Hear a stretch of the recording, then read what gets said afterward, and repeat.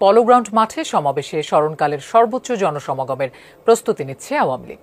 আজ মহানগর আওয়ামী লীগের বর্ধিত সভায় দিক নির্দেশনা দেন শীর্ষ নেতারা। অন্তত পক্ষে গলার আওয়াজ থাকলে গলা দিয়ে যুদ্ধ করব, হাত থাকলে হাত দিয়ে যুদ্ধ করব, পা থাকলে পা দিয়ে যুদ্ধ করব। আসন্ন 16ই ডিসেম্বর বিজয় দিবসকে ঘিরে কঠোর আন্দোলন এবং মহাসমাবেশের ডাক দিয়েছে আওয়ামী লীগ। চট্টগ্রাম রাউজানের মানবতার ফেরিওয়ালা খ্যাত ফারাজ করিম চৌধুরী এবং তাজউদ্দিন আহমেদের ছেলে সোহেল উদ্দিন তাজ বলেছেন, বিজয় দিবসে রাজপথ থাকবে আওয়ামী লীগের দখলে। সর্বস্তরের জনসাধারণের পরিকল্পনায় রাজপথ দখলে নেবে দলটির নেতাকর্মীরা। শেখ হাসিনা পতনের পর এই প্রথম সবচেয়ে বড় আন্দোলন এবং মহাসমাবেশের ডাক দিয়েছে বাংলাদেশ আওয়ামী লীগ।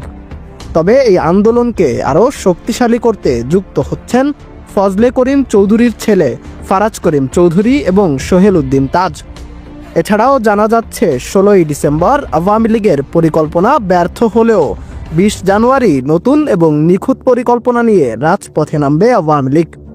সেই সাথে যোগ দিবেন আওয়ামী লীগের সহযোগী সংগঠনের সকল কর্মী সমর্থকেরা। অন্যদিকে সাবেক প্রধানমন্ত্রী শেখ হাসিনাকে ক্ষমতা ফিরিয়ে দিয়ে ক্ষমতা পুনরুদ্ধার করার ঘোষণা দিয়েছে দলটির নেতাকর্মীরা। শাহাদাত রিফাত, নিউজ ডেস্ক।